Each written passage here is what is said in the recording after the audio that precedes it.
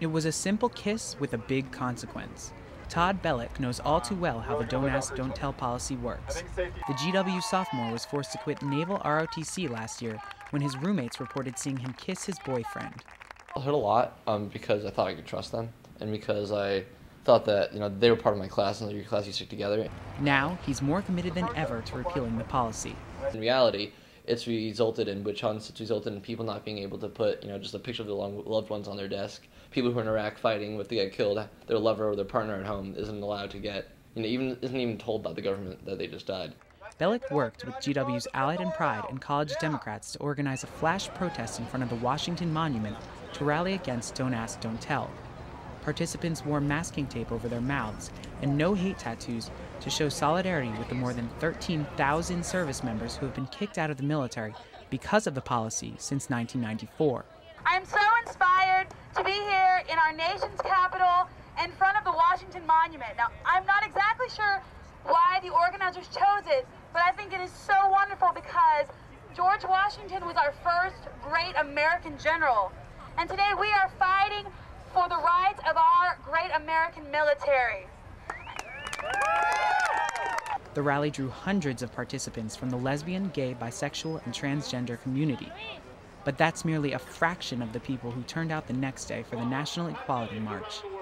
I'm here at the National Equality March on the lawn of the Capitol building where thousands gathered to support gay rights. Although LGBT community leaders question whether event planners would be able to organize the rally in just a few months, as you can see, the event is jam-packed, with protesters still flooding in.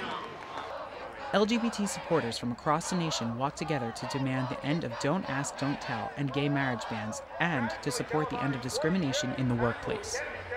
I felt like I had to come here today because, there are some serious things that the gays are lacking in, and basically all falling under the umbrella of equality. And we need some help, man, and we have to make it happen. And I'm so energized today by all the kids here. Many leaders in the gay community feel abandoned by the Obama administration, which has not moved on gay rights issues since the president took office. Others say, give the president time. Well, I think he is a big supporter of gay rights, but I understand that it's going to take a while. I mean, we've got an economy that's in a shambles and 2 wars, and I wouldn't have expected it to be the very first thing on his agenda. Older generations of the gay community were excited to see such a large turnout from young LGBT kids, the future of their movement.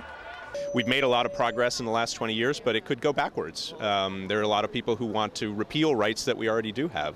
So I think young people, it's important for them to get out and be energized by this, and to see that, and to understand that this is not something that we can take for granted.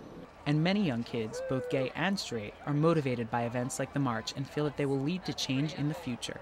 Well, for me, it feels amazing because I feel that I'll see equal rights in my lifetime. So I feel like in the future, I will be able to get married and all that.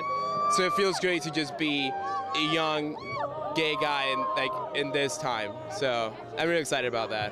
Yeah, I'm not gay myself, but it is exciting. It feels like it's really one of the big causes of our generation. So. For The Source, this is Joe Rendiero and Susan Hunsinger reporting.